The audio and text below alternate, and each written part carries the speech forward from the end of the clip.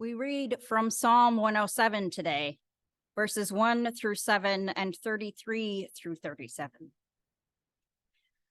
Oh, give thanks to the Lord, for he is good, for his steadfast love endures forever. Let the redeemed of the Lord say so, those he redeemed from trouble and gathered in from the lands, from the east and from the west, from the north and from the south. Some wandered in desert wastes, finding no way to an inhabited town, hungry and thirsty. Their soul fainted within them. Then they cried to the Lord in their trouble, and he delivered them from their distress. He led them by a straight way until they reached an inhabited town. He turns rivers into a desert, springs of water into thirsty ground, a fruitful land into a salty waste, because of the wickedness of its inhabitants. He turns a desert into pools of water, a parched land into springs of water. And there he lets the hungry live, and they establish a town to live in. They sow fields and plant vineyards and get a fruitful yield.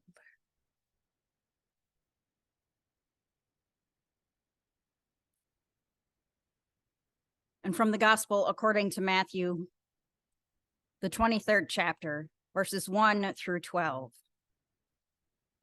Then Jesus said to the crowds and to his disciples, "The scribes and the Pharisees sit on Moses' seat. Therefore, do whatever they teach you and follow it, but do not do as they do, for they do not practice what they teach. They tie up heavy burdens hard to bear and lay them on the shoulders of others, but they themselves are unwilling to lift a finger to move them. They do all their deeds to be seen by others, for they make their phylacteries broad and their fringes long. They love to have the place of honor at banquets and the best seats in the synagogues, and to be greeted with respect in the marketplaces and to have people call them rabbi. But you are not to be called rabbi, for you have one teacher, and you are all brothers and sisters. And call no one your father on earth, for you have one Father, the one in heaven. Nor are you to be called instructors, for you have one instructor, the Messiah. The greatest among you will be your servant. All who exalt themselves will be humbled, and all who humble themselves will be exalted."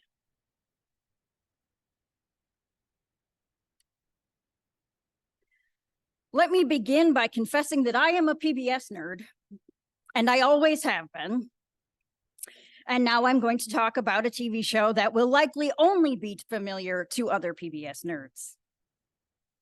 The British comedy Keeping Up Appearances follows the travails of Hyacinth Bucket, or as she says, it's pronounced bouquet, on her never-ending quest for higher social status. The episode, How to Go on Holiday Without Really Trying, is filled with lines that give a window into Hyacinth's goals and intentions. When she and her husband, Richard, are looking at vacation packages in the window of a travel agency, Hyacinth declares that they will have to wait to go in and ask for brochures, because there's absolutely no point in asking for something very expensive if nobody's listening. Earlier in the episode, she declares, if there's one thing I can't stand, it's snobbery and one-upmanship. People trying to pretend they're superior. Makes it so much harder for those of us who really are. She says these things with no irony or sarcasm in her voice. She truly believes these things, believes that she is of superior class, despite the amount of time and effort she spends trying to climb the social ladder. This is clear when she tells her sister Rose, the best kind of Christian is the one who does very humble things. the sort of thing I shall be doing later when I am cleaning the church with the Ladies' Guild. Hyacinth is the queen of the humble brag, long before that term came into use. Nearly everything she says and does is aimed at getting herself noticed and edging herself closer to the status of her sister Violet, who is always described as the one with the Mercedes, a swimming pool, and room for a pony. And further from the status of her other sisters, who are decidedly not the one with the Mercedes, a swimming pool, and room for a pony. Hyacinth is an extreme example of someone who Jesus could have been talking about in this passage. She desperately needs to hear the final verses of this portion of Matthew's gospel. The greatest among you will be your servant. All who exalt themselves will be humbled, and all who humble themselves will be exalted. Hear those verses again, but this time, instead of thinking about ridiculous Hyacinth, think about yourself. The greatest among you will be your servant.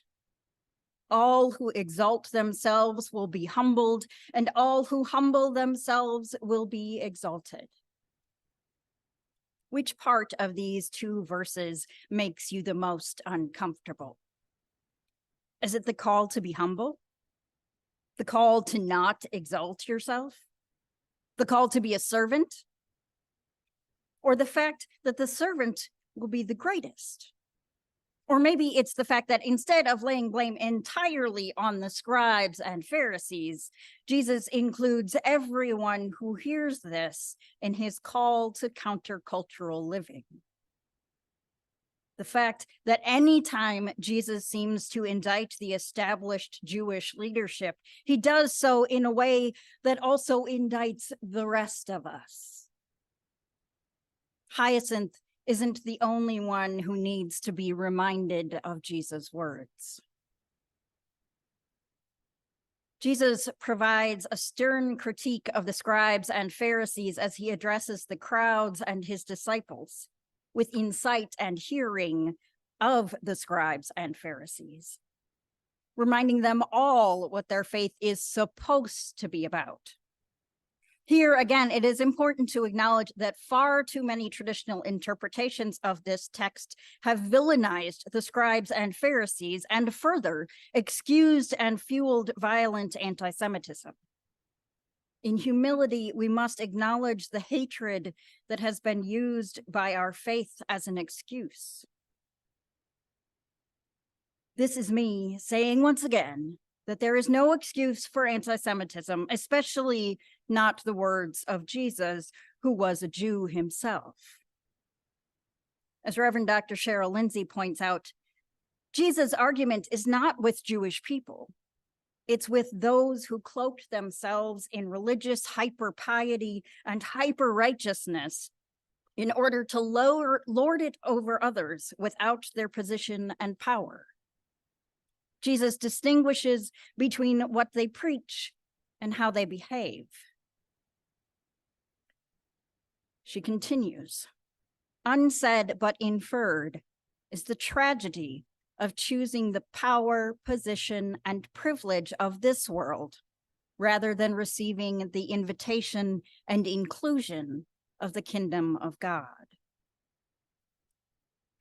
The scribes and Pharisees Jesus is talking about have become so focused on the minutia of the law that they have lost touch with the big picture, the reason the law exists in the first place. They have forgotten that the law, the commandments and religious rules are supposed to be about their relationships with God and God's people. They've become hollow models of the life of faith, going through many of the motions as if following a script without any regard for their characters' motivations. They are wearing the right clothes and saying the right things, but when they're off stage, they forget that how they live and interact with others is supposed to point toward God. The faithful then were, as we are now, supposed to live humble lives of service. We are called to build God's reign by living out the call to care for all of God's children, without regard for who will see you doing good, or whether or not the good you do receives any recognition. As a bit of an aside, I would like to point out that recognition and even accolades are not inherently bad. If you receive recognition for the good you do, for caring for others, accept it. If you receive accolades for just doing your job, or just doing what was right, for doing what Christ calls us all to do, graciously say thank you. Many of us, particularly the feminine among us, have been conditioned to respond to such acknowledgement with embarrassment, because we are taught that our role is to be practically invisible. Jesus isn't telling us to be submissive to the point of invisibility. He's telling us recognition and accolades aren't supposed to be our goal when we do the right thing. Being unable to receive and acknowledge recognition and thanks is an easy trap for many of us to fall into, but try not to. If you receive recognition for just doing what you're supposed to do by caring for others, try not to cringe. Just try to say thank you. I realize that's easier said than done. Now, back to the humble way of life and faith, which is also easier said than done. The thing is, as Reverend Dr. Lindsay writes, Jesus reminds his disciples then and now that the way to the kingdom does not come through power, prestige, and privilege. It's the road of love, service, and humility. It is important to challenge ourselves as we go about our lives with following the humble way of Christ, which is exemplified by loving God, our neighbors, and ourselves. How can each of us be more true to our calling of humble servanthood in God's name? How can we find balance between humility and our own very human need for acknowledgement? How can we form our communities in ways that demonstrate our love for our neighbors and all of creation? How can we make sure that we are living the way Jesus encourages us to live, rather than the way of competition and public accolades that American culture tends to favor? This humble way to which we are called is deeply countercultural. Think for a moment about the way our society, our laws, and our economy are set up. Are these systems of love, service, and humility, or of power, prestige, and privilege? Our systems are set up like those of the Pharisees. They tie up heavy burdens, hard to bear, and lay them on the shoulders of others, but they themselves are unwilling to lift a finger to move them. Our systems tell people to pull themselves up by their bootstraps when they have no boots, and tell the homeless to stop being lazy and get a job when many job applications require a permanent address. Our systems and economy tell those with chronic illness to suck it up and stop missing work, while refusing to provide health care and medications to keep symptoms under control so that they can work. How many other examples can you think of where our society's systems make it nearly impossible for various people to accomplish precisely what society tells them they must? There are far too many instances where we are told that we must compete in order to get anything for ourselves, rather than working to make sure that everyone has enough. even when there is plenty to go around. We must work to counter the culture of power, prestige, and privilege, and build the kingdom of love, service, and humility to which Christ calls us. It's easier said than done, which is why we come together to be strengthened by our faith and by companionship.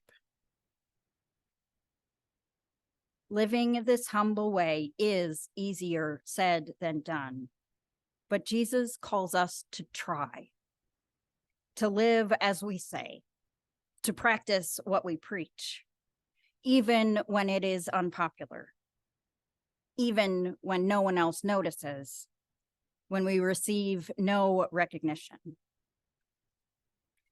Let us keep trying to follow the way of love, service, and humility in all we say and do, not because we will be perfect or win any awards, but because doing what is right is worth it, because it is the humble way of Christ. Amen.